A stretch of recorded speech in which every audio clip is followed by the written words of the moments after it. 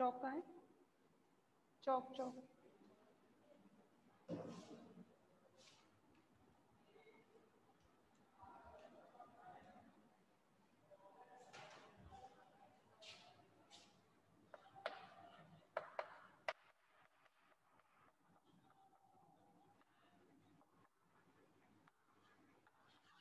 चलिए भाई।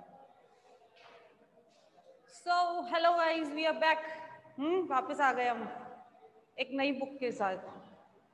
कहेंगे मैडम अभी अभी तो गए थे, 5 मिनट तो रुका करिए। ऐसा कुछ। चलिए भाई, कोई बात नहीं, 1 घंटा और पढ़ लीजिए, फिर आप लोगों को पूरा दिन मटर गश्ती मारनी है। चलिए। शायद जूलॉजी की भी क्लास लगती है तुम लोगों की। कोई बात नहीं, तो पूरा दिन घर में तो रहते हो। तो फिजियोलॉजी हम लोग चल रही है हमारी, प्लांट फिजियोलॉजी। प्लांट फिजियोलॉजी में हम लोगों ने कितना करा है अभी तक? हमने उसका स्टोमेटा देखा था कल। स्टोमेटा के बारे में मैंने आपको बताया था कल तक के लेक्चर में। किसी को कोई डाउट बताइए फटाफट। कल हम लोगों ने जो किया था, आप लोगों को ट्रांसपिरेशन मैंने बताया था। ट्रांसपिरेशन की कोहेजन एडेशन थ्योरी के बारे में हम लोगों ने बात किया था। एसेंट ऑफ सेप हम लोगों ने बात किया था। तो कल तक के किसी भी चीज में आप लोगों को कोई डाउट रहा हो तो प्लीज बताइए। नहीं है तो आज हम शुरू करेंगे मैकेनिज्म ऑफ स्टोमेटा। देखिए बच्चों, आप लोगों की ना एक वो दिया हुआ है कि स्टोमेटा के क्या टाइप है, type first, type second, type third, alpha alpha type, ranunculaceae type. तो वो सारे दिए हुए हैं, तो आई एम श्योर वो आप खुद कर सकते हैं। आप लोग बुक से एक बार उसको पढ़ेंगे, आप लोग खुद से कर लेंगे, तो जरूरी नहीं है कि आप लोग उसे करें। ठीक है, हम आपको यहाँ उसको कराएं, तो वो आप खुद भी कर सकते हैं। अपने आप बुक रीड करेंगे, आप हो जाएगा। तो आज हम जो शुरू कर रहे हैं वो है आपका मैकेनिज्म। उसके बावजूद अगर आप लोग कहेंगे सो मैं आप लोगों को करा दूंगी, उसमें कुछ भी नहीं है। मेरे को यहाँ पे एक बार ये रीड करना होगा बस, वो मैं करा दूंगी, पर आई एम श्योर आप लोग कर सकते हैं। ठीक, आज जो हम करेंगे वो करेंगे mechanism of stomata.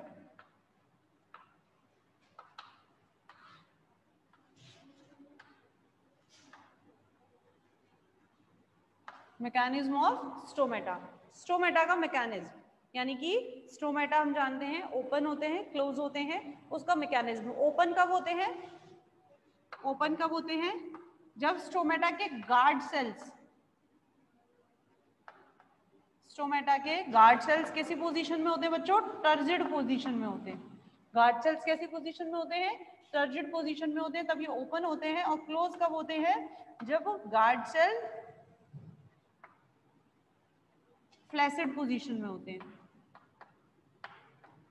Turgid position का मतलब क्या है? टर्जिड पोजीशन का मतलब है जब उनके अंदर पानी की कैपेसिटी, पानी की मात्रा, जब उनके अंदर उनका ऑस्मोटिक प्रेशर हाई होता है बहुत ज्यादा, उस टाइम पर क्या होते हैं? वो फुली टर्जिड कंडीशन में होते हैं।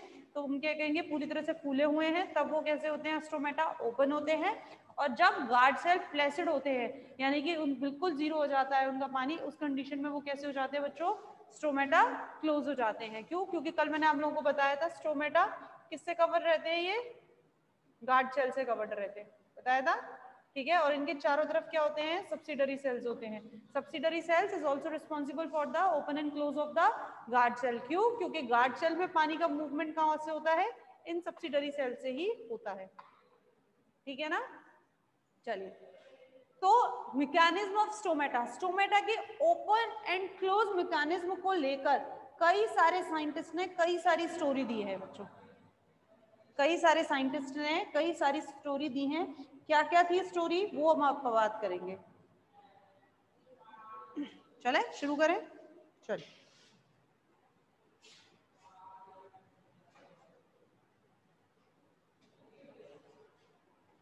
सबसे पहली स्टोरी जो दी गई है that was the photosynthesis. Photosynthesis in guard cells. Guard cells green leaves होती हैं। गार्ड सेल्स ग्रीन है, यानी कि फोटोसिंथेसिस करते हैं। क्लोरोप्लास्ट उनमें प्रेजेंट होता है, तो वो फोटोसिंथेसिस करने की क्षमता रखते हैं। फोटोसिंथेसिस इन गार्ड सेल, ये जो थ्योरी थी इसको दिया था वॉन मॉल ने। किसने दिया था ये? वॉन मॉल ने। ठीक है, अच्छा, वॉन मॉल ने इस स्टोरी को दिया था, इस थ्योरी को दिया था। तो उन्होंने बेसिकली क्या कहा था? बहुत सिंपल सी थ्योरी है, आप देखिए यहाँ पर बहुत सिंपल सी थ्योरी। क्या उन्होंने बताई थी? बेसिकली क्या बताया था उन्होंने ये बताया था कि जो गार्ड सेल्स हैं, गार्ड सेल्स फोटोसिंथेसिस करते हैं। ठीक है। फोटोसिंथेसिस करेंगे तो क्या बनाएंगे, स्टार्च फॉर्म करेंगे, शुगर फॉर्म करेंगे, स्टार्च कह लो, शुगर कह लो, ठीक है। शुगर मैं बोल देती हूँ ग्लूकोज, ये फॉर्म करेंगे, करेंगे कि नहीं करेंगे, करेंगे, जिसकी वजह से इनका क्या होगा, कॉन्सेंट्रेशन इंक्रीज होगा, कॉन्सेंट्रेशन इंक्रीज होगा तो ओपी इंक्रीज होगा, ओपी इंक्रीज होगा तो वाटर ग्रेडियंट क्या होगा, वाटर ग्रेडियंट कम होगा, वाटर ग्रेडियंट कम होगा। और पानी कहां से मूव करेगा, पानी मूव करेगा from subsidiary cells to subsidiary cells से किसकी तरफ मूव करेगा, पानी गार्ड सेल्स की तरफ मूव करेगा, और गार्ड सेल्स की तरफ मूव करेगा तो गार्ड सेल्स कैसी हो जाएंगी, टर्जिड, और टर्जिड हो जाएंगी तो वो कैसे हो जाएंगे, ओपन, कैसे हो जाएंगे वो, ओपन।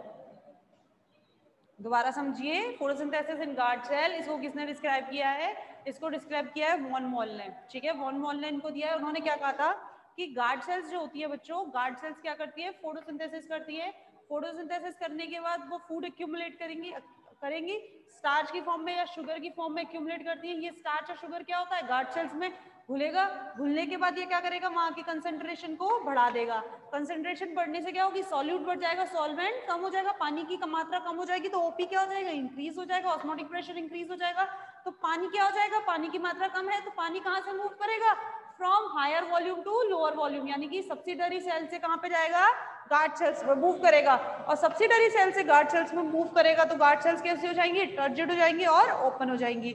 और इसका अपोजिट उन्होंने क्या बताया, इसका अपोजिट बताया उन्होंने, ये तो कब होगी प्रोसेस, लाइट के दौरान होगी कि नहीं होगी, क्यों, क्योंकि फोटोसिंथेसिस कब होती है, केवल लाइट होती है तभी होती है फोटोसिंथेसिस, ठीक है।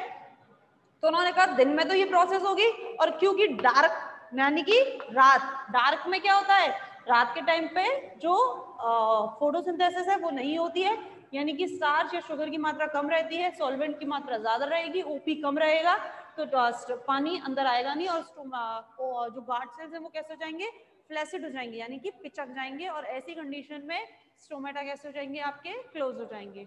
आ रही बात समझ में आपको, ये सबको क्लियर है ये, तो ये था फोटोसिंथेसिस इन गार्ड सेल जो वॉन मॉल ने दिया था। तो क्या ये सही है बच्चों, मुझे बताइए क्या ये सही है, नहीं है, क्यों, पहला कारण तो आपने कैम प्लांट्स पढ़े, crassulacean acid metabolism process, CAM process Crassulaceae family में पाया जाता है, उन प्लांट्स में पाया जाता है, उनमें क्या होता है, उनमें स्टोमेटा रात में ओपन होते हैं, अगर आपको याद हो तो, याद है, स्टोमेटा रात में ओपन होते हैं, किसके लिए होता है ऐसा, ताकि वो अपने ट्रांसपिरेशन प्रोसेस को कम कर सके। तो फिर उनमें कैसे होगा, फोटोसिंथेसिस तो दिन में होगा लेकिन स्टोमेटा तो रात में ओपन हो गए, तो ये भी उनके लिए उनका तो एक्सेप्शन है, ये उनमें कैसे होगा बताइए, फिर नहीं होगा, ठीक है। दूसरा ये था कि फोटोसिंथेसिस जो गार्ड सेल में होता है उसकी वजह से इतना ज्यादा स्टार्च या शुगर एक्यूमुलेट नहीं होता है कि वो इनके ओपन और क्लोज में पार्टिसिपेट कर सके, ठीक है ना। यानी कि गार्ड सेल्स के फोटोसिंथेसिस की वजह से जो स्टार्च और शुगर एक्यूमुलेट हो रहा है वो इतना ज्यादा नहीं है कि वो उसके ऑस्मोटिक प्रेशर में कोई चेंज ला सके, इसीलिए ये थ्योरी क्या हो गई, रिजेक्ट हो गई, ठीक है। This hypothesis was not accepted. Clear है सबको, फोटोसिंथेसिस इन गार्ड सेल्स दी हुई है इसलिए हम सबकी बात करेंगे, फिर उसके बाद उसकी भी बात करेंगे जो सबसे ज्यादा एक्सेप्टेबल है।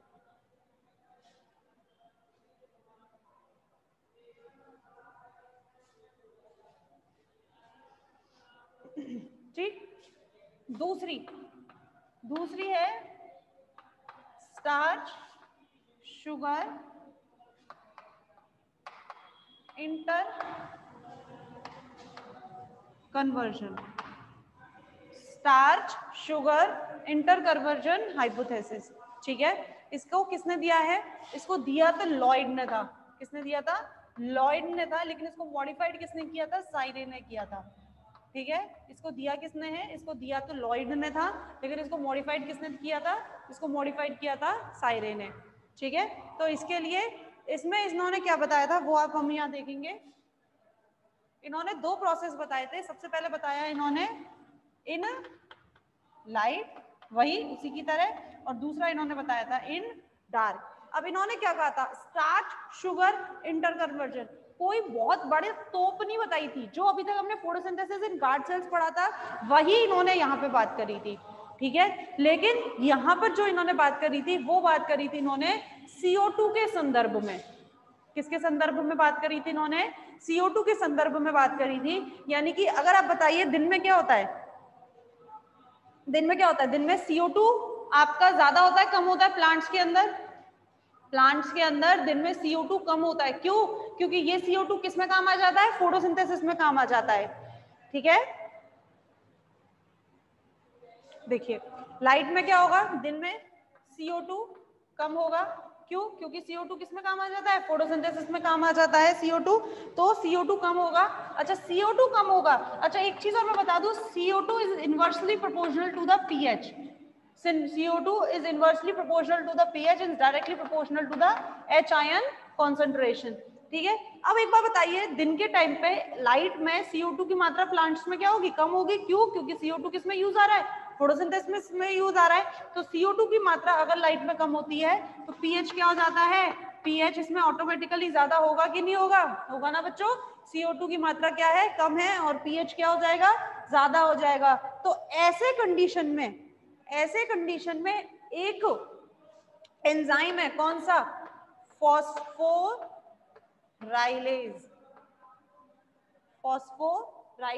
ऐसे कंडीशन में एंजाइम फॉस्फोराइलेज क्या हो जाता है? फॉस्फोराइलेज एक्टिव हो जाता है। एक्टिव होने के बाद ये स्टार्च को बदल देता है किसमें? शुगर में। और कौन से शुगर में? Glucose 1 phosphate. किसमें बदल देता है ये? ग्लूकोज 1 फॉस्फेट में। आ रही है बात समझ में आप लोगों को? लाइट के टाइम पर दिन में CO2 की मात्रा क्या होती है बच्चों? CO2 की मात्रा कम होती है और CO2 की मात्रा कम होने से pH क्या हो जाता है? ज्यादा हो जाता है। और pH के ज्यादा होते ही एक एंजाइम एक्टिव हो जाता है, कौन सा? फॉस्फोराइलेज। और फॉस्फोराइलेज जब इंक्रीज होने लगता है, फॉस्फोराइलेज जब बढ़ने लगता है तो वो क्या करता है? फॉस्फोराइलेज एंजाइम स्टार्च को ग्लूकोज 1 फॉस्फेट में बदल देता है। अब इसके अंदर प्रोसेस वही सारी होगी जो किसमें देखी थी हम लोगों ने? फोटोसिंथेसिस इन गार्ड सेल जो वॉन मॉल ने दी थी उसमें देखी थी वही सारी प्रोसेस है। बस इसमें इन्होंने ये चीजें अलग बताई थी और इन्होंने बोला अब क्या होगा? अब ग्लूकोज 1 फॉस्फेट किसमें सॉल्युबल होगा? ये सॉल्युबल हो जाएगा किसमें? वाटर में, पानी में। कहाँ पे? गार्ड सेल्स में। क्यों? वही तो बन रहा है, ये वही हो रही है सारी प्रोसेस। गार्ड सेल्स में सॉल्युबल होगा। सॉल्युबल होने के बाद गार्ड सेल की concentration increase, OP decrease, OP also increase, water gradient decrease. तो वाटर का movement from subsidiary cell to guard cell. पानी कहाँ आएगा? वाटर मूव, पानी क्या करेगा? मूव करेगा। और पानी के मूव करते ही क्या होएगा? Guard cell turgid. और गार्ड सेल टर्जिड हो जाएंगी तो स्टोमेटा ओपन।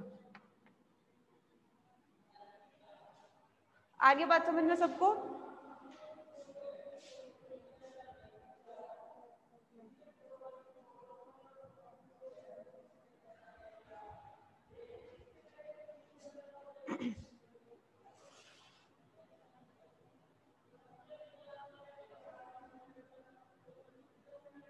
सबको समझ में आया बच्चों?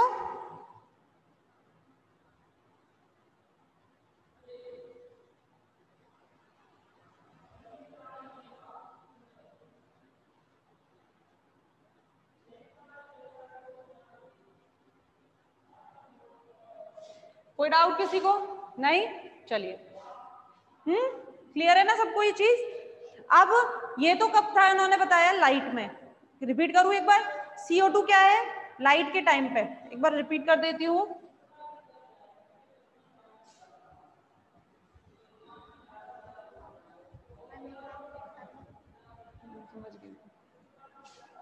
एक बार रिपीट कर देते हैं, चलिए। तो क्या था बेसिकली? लाइट ये है स्टार्च शुगर इंटरकन्वर्जन हाइपोथेसिस। किसने दी है? ये दी थी लॉयड ने, लेकिन इसको मॉडिफाइड किसने किया है? इसको मॉडिफाइड किया है साइरे ने। तो बेसिकली इसमें इन्होंने किया क्या था, जो हम लोगों ने फोटोसिंथेसिस इन गार्ड सेल्स बात करी थी बच्चों, फोटोसिंथेसिस इन गार्ड सेल्स में जो बात करी थी वही सेम चीज है, लेकिन थोड़ा सा मॉडिफाइड है। मॉडिफाइड क्या है, इसमें इन्होंने बात करी है इसको CO2 के संदर्भ में, यानी कि CO2 के रेफरेंस में इन्होंने बात करी है। इन्होंने कहा था कि जब लाइट होती है तो उस टाइम में, जब लाइट होती है उस टाइम पे क्या होती है, CO2 की कंसंट्रेशन कम हो जाती है। क्यों? क्योंकि CO2 क्या होता है, सारा की सारा फोटोसिंथेसिस में यूज हो रहा है।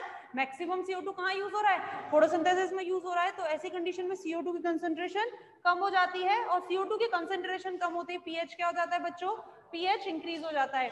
क्यों? क्योंकि CO2 is inversely proportional to the pH and directly proportional to the H ion concentration. तो CO2 अगर कम हो जाएगा तो pH क्या हो जाएगा, pH बढ़ जाएगा, और pH के बढ़ते ही एंजाइम एक्टिव हो जाता है। कौन सा एंजाइम है ये, फॉस्फोराइलेज। फॉस्फोराइलेज क्या करता है, फॉस्फोराइलेज यानी कि फॉस्फेट ग्रुप का attachment, transfer of the phosphate group. तो फॉस्फोराइलेज स्टार्च में या ग्लूकोज में फॉस्फेट ग्रुप अटैच करता है, कौन सा, ग्लूकोज 1 फॉस्फेट, उसको क्या बना देता है बच्चों, ग्लूकोज 1 फॉस्फेट। और ग्लूकोज 1 फॉस्फेट क्या होता है फिर उसके बाद, ये ग्लूकोज 1 फॉस्फेट सॉल्युबल हो जाता है किसमें, ग्लूकोज 1 फॉस्फेट सॉल्युबल हो जाता है पानी में, यानी कि वाटर में, गार्ड सेल्स के में, उसके सॉल्युबल होने से क्या हो जाता है, कॉन्सेंट्रेशन इंक्रीज। कॉन्सेंट्रेशन किसकी इंक्रीज, सॉल्यूट की इंक्रीज, पानी की डिक्रीज, सॉल्वेंट की क्या होगी, डिक्रीज होगी। ऐसे कंडीशन में ऑस्मोटिक प्रेशर ज्यादा, लेकिन वाटर ग्रेडियंट कम हो जाएगा। क्यों, पानी की कॉन्सेंट्रेशन, फ्री एनर्जी पानी की क्या है, कम है। वाटर ग्रेडियंट क्या बताया था मैंने, free energy of the water molecules. तो वाटर ग्रेडियंट क्या हो जाएगा, वाटर ग्रेडियंट कम हो जाएगा। वाटर ग्रेडियंट कम हो जाएगा तो पानी कहां से मूव करेगा, water move from subsidiary cell to the guard cell, और सब्सिडरी से गार्ड सेल में पानी जैसे ही मूव करेगा तो गार्ड सेल्स कैसे हो जाएंगे, टर्जिड हो जाएंगे, और गार्ड सेल टर्जिड हो जाएंगे तो वो क्या हो जाएंगे, ओपन हो जाएंगे। आ गया समझ में? अब किसी को कोई डाउट है? नहीं, चलिए। तो ये तो बात थी कब, लाइट की। ये किसकी बात है बच्चों, लाइट की, दिन के टाइम पे। अब अगर रात हो जाए तो नाइट में क्या होएगा, कब स्टोमेटा क्लोज कब होंगे, वो चीज भी देखिएगा।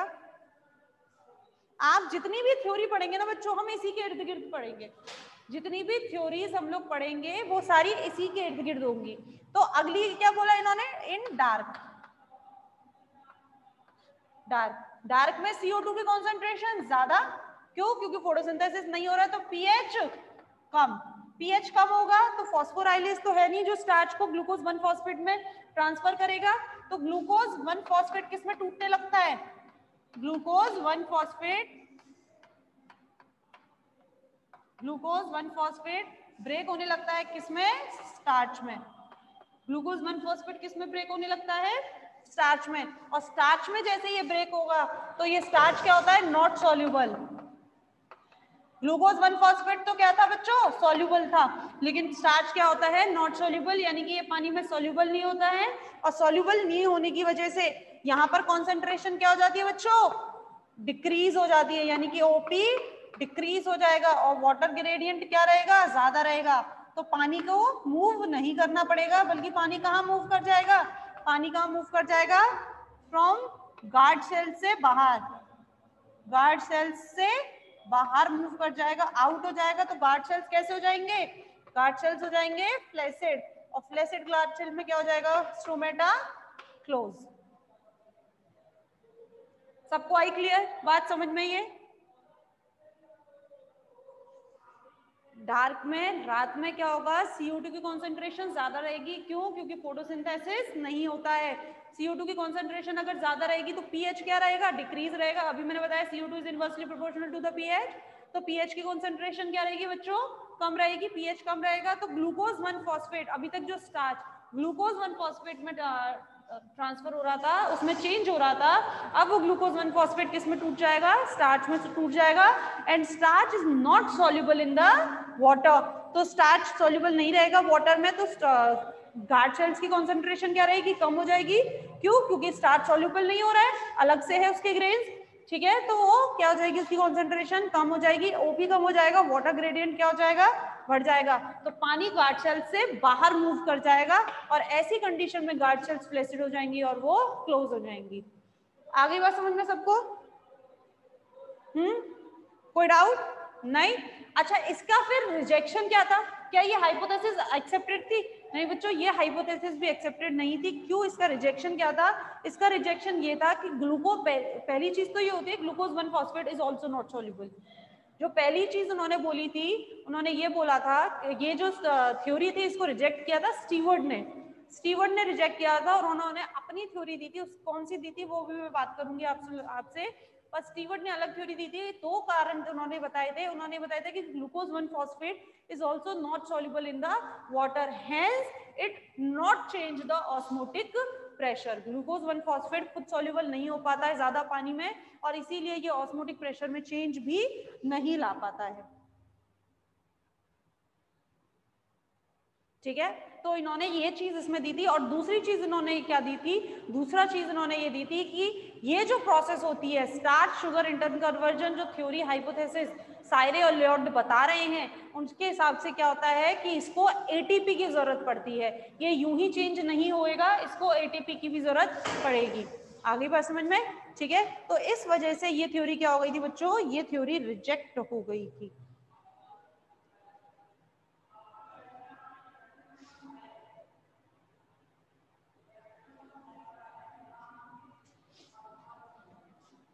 क्लियर? कोई डाउट किसी को?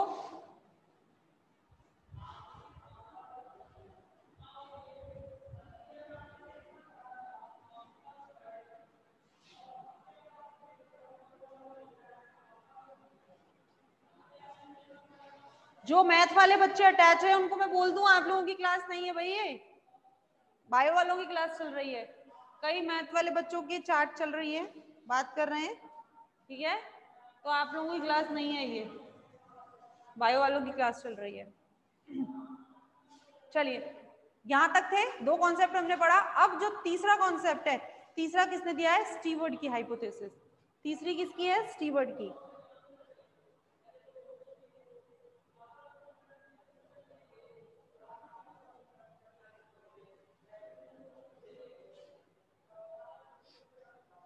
ठीक, स्टीवर्ट हाइपोथेसिस।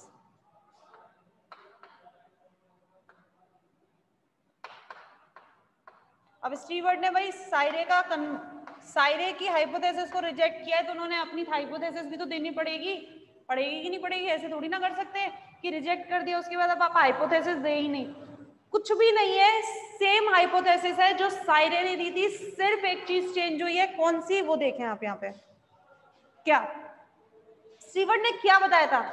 स्टीवर्ट ने क्या रिजेक्शन दिया था? स्टीवर्ट ने रिजेक्शन ये दिया था कि glucose 1 phosphate is also not soluble in the water, and that's why it's not change the osmotic concentration of the guard cells. उन्होंने ये कहा था कि जो आपके ग्लूकोज है, ग्लूकोज 1 फॉस्फेट, वो भी सॉल्युबल नहीं है, और इसीलिए वो बहुत ज्यादा गार्ड सेल के ऑस्मोटिक कंसंट्रेशन में चेंज नहीं लाता है। ठीक है, तो फिर उन्होंने उनके हिसाब से क्या होना चाहिए? तो देखिए उनके हिसाब से क्या होना चाहिए?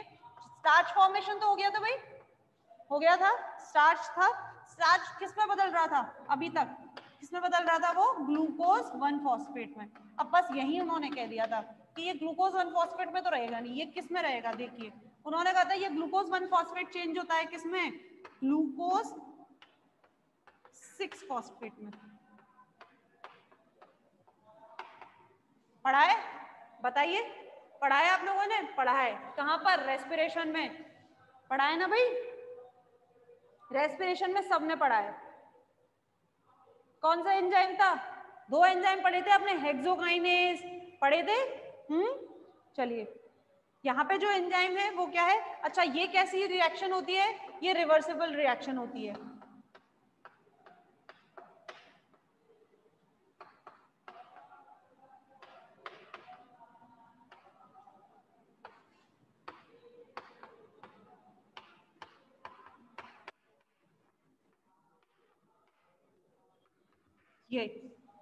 ये चीज सबने पढ़ी है। स्टार्च ग्लूकोज 1 फॉस्फेट में चेंज हो रहा है। यहाँ देखिए आप, स्टार्च किस में चेंज हो रहा है? ग्लूकोज 1 फॉस्फेट में चेंज हो रहा है। यही चीज सायरे ने भी बताई थी। लेकिन उन्होंने क्या कहा था? उन्होंने कहा था कि ग्लूकोज 1 फॉस्फेट है, ये डायरेक्टली सोल्यूबल हो जाएगा किसमें? ओपी में, वो सॉरी गार्ड सेल्स के वाटर में। ठीक है, लेकिन स्टीवर्ट ने कहा था कि ऐसा नहीं होगा, ग्लूकोज 1 फॉस्फेट पूरी तरह सोल्यूबल नहीं होता है, तो उन्होंने कहा था ग्लूकोज 1 फॉस्फेट रिवर्सिबली चेंज होगा किसमें, ग्लूकोज 6 फॉस्फेट में with the help of the enzyme phosphoglucomutase, और ये ग्लूकोज 6 फॉस्फेट टूट जाता है किसमें, ग्लूकोज प्लस फॉस्फेट में। ये बस एक चीज थी जो उन्होंने ऐड करी थी। एंड देन उन्होंने कहा था कि अब जो ये ग्लूकोज है ये ग्लूकोज सॉल्युबल होगा किसके अंदर, ये ग्लूकोज सॉल्युबल होगा वाटर के अंदर और ऑस्मोटिक कंसंट्रेशन को ये चेंज करेगा। आगे बात समझ में, ये हुआ था पूरा प्रोसेस। ये था स्टीवर्ड का, किसका था ये, स्टीवर्ड का। अब इसका उल्टा कर दें, ये तो कब की बात हो गई, फोटोसिंथेसिस की बात हुई कि नहीं हुई, वही तो चल रहा है। स्टार्च का फॉर्मेशन कब होगा, ग्लूकोज में कब कन्वर्ट होगा, CO2 जब कम होगा, pH ज्यादा होगा, तभी तो स्टार्च ग्लूकोज 1 फॉस्फेट में कन्वर्ट होगा। यानी कि ये तो कब बात हुई, फोटोसिंथेसिस की, यानी कि दिन के टाइम की जब फोटोसिंथेसिस हो रहा है। अच्छा, जब फोटोसिंथेसिस ना हो, जब फोटोसिंथेसिस ना हो उस टाइम पर क्या होगा,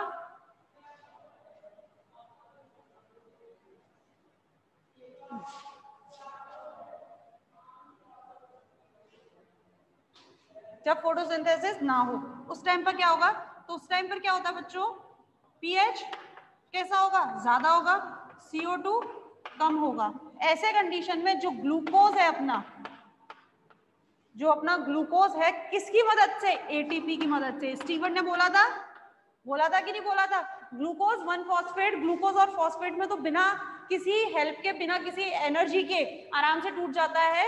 लेकिन जब ग्लूकोज को किसमें चेंज होना होता है, ग्लूकोज को चेंज होना होता है ग्लूकोज फॉस्फेट में, तो कैसे होता है, ये होता है हेक्सोकाइनेज, एंजाइम है hexokinase.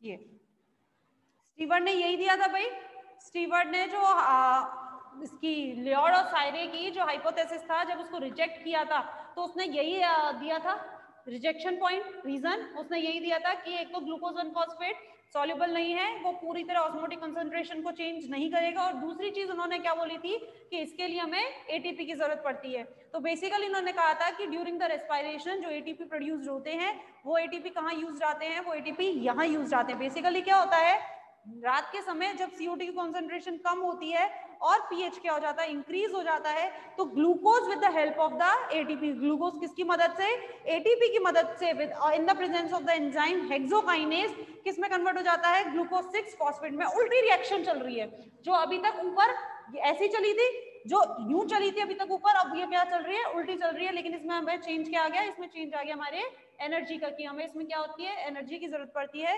And glucose is converted into the glucose 6 phosphate which is reversibly converted into glucose 1 phosphate, and glucose 1 phosphate is converted into the starch.